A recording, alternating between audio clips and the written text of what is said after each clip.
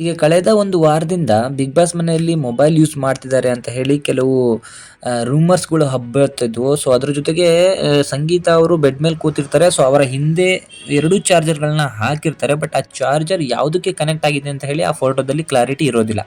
ಅದಕ್ಕೋಸ್ಕರ ಇವತ್ತು ಶ್ರುತಿ ಅವರು ಬಿಗ್ ಬಾಸ್ ಮನೆ ಒಳಗಡೆ ಹೋಗಿದ್ರು. ಸೊ ಅದರ ಕ್ಲಾರಿಟಿಯನ್ನ ಅವರಿಂದನೇ ಕೊಡಿಸಿದ್ದಾರೆ.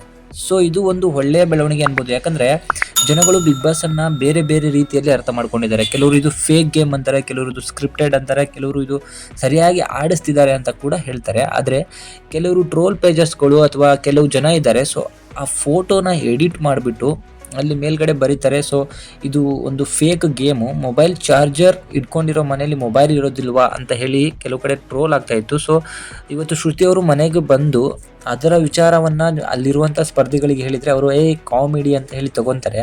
ಬಟ್ ಶ್ರುತಿ ಅವರು ಬಿಗ್ ಬಾಸ್ ರಿಕ್ವೆಸ್ಟ್ ಮಾಡಿ ಅದನ್ನ ಟಿವಿಯಲ್ಲಿ ಹಾಕಿಸ್ತಾರೆ ಆ ಫೋಟೋವನ್ನ.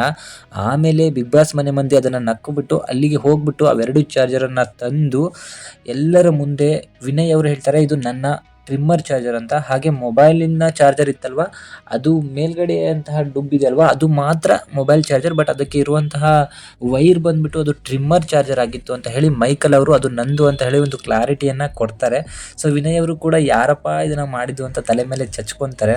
ಸೊ ಬಿಗ್ ಬಾಸ್ ಅನ್ನೋದು ಒಂದು ಈ ಈ ಸೀಸನ್ ಇಂದ ಕ್ಲಾರಿಟಿಗಳನ್ನ ಕೊಡೋದ್ರಲ್ಲಿ ಸ್ವಲ್ಪ ಮುಂದೆ ಬರ್ತಾ ಇದ್ದಾರೆ. ಸೊ ಇದನ್ನ ಫೇಕ್ ಗೇಮ್ ಅನ್ನೋರಿಗೆ ಬುದ್ಧಿಯನ್ನ ಕಲಿಸ್ಲಿಕ್ಕೋಸ್ಕರ ಒಂದು ಕ್ಲಾರಿಟಿಯನ್ನ ಕೊಡುವಂತಹ ಕೆಲಸಗಳನ್ನ ವಾರ ವಾರ ಮಾಡ್ತಾ ಇರೋದು ಒಂದು ಒಳ್ಳೆಯ ಬೆಳವಣಿಗೆನೆ ಅನ್ಬೋದು. ಯಾಕಂದ್ರೆ ಭಾರತದ ಅತ್ಯಂತ ದೊಡ್ಡ ರಿಯಾಲಿಟಿ ಶೋ ಆಗಿದೆ. ಸೊ ಅತ್ಯಂತ ದೊಡ್ಡ ಮನೆ ಕೂಡ ನಮ್ಮ ಬಿಗ್ ಬಾಸ್ ಆಗಿದೆ. ಈ ಸಲ TRPಯು ಎಲ್ಲಾ ಸೀಸನ್ಗಿಂತ ಜಾಸ್ತಿಯನ್ನು ತಗೊಂಡೋಗಿದೆ ಅಂತಾನೂ ಕೂಡ ಹೇಳ್ಬೋದು. ಸೊ ಬಿಗ್ ಬಾಸ್ ಅಲ್ಲಿ ಮೊಬೈಲ್ ಯೂಸ್ ಮಾಡ್ತಾರಾ ಇಲ್ವಾ ಅಂತ ನಿಮ್ಮ ಅನಿಸಿಕೆಯನ್ನು ನನಗೆ ಕಮೆಂಟ್ ಮೂಲಕ ತಿಳಿಸಿ. ಹಾಗೆ ವಿಡಿಯೋಗೊಂದು ಲೈಕ್, ಸಬ್ಸ್ಕ್ರೈಬ್ ಮಾಡೋದನ್ನ ಮರಿಬೇಡಿ. Thank you, bye.